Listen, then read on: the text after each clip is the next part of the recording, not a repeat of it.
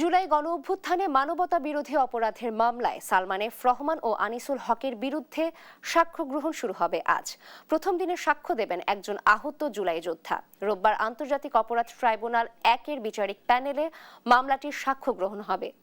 এ মামলায় 28 জন সাক্ষী আছেন। সূচনা বক্তব্যে প্রসিকিউশন জানায়, কারফিউ জারি, মিথ্যা মামলা দিয়ে আন্দোলন দমনের নীল নকশা করেন সালমান এফ রহমান ও আনিসুল হক।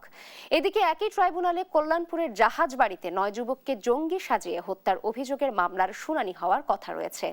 এছাড়া ট্রাইব্যুনাল 2-এ কুষ্টিয়ায় 6 জনকে হত্যাসহ মানবতা বিরোধী অপরাধের মামলায় হাসানুল হক ইনুর সাফাই সাক্ষীকে জেরা করবে প্রসিকিউশন। ইতোমধ্যে সালমান, আনিসুল ও ইনুকে ট্রাইব্যুনালে হাজির করা হয়েছে।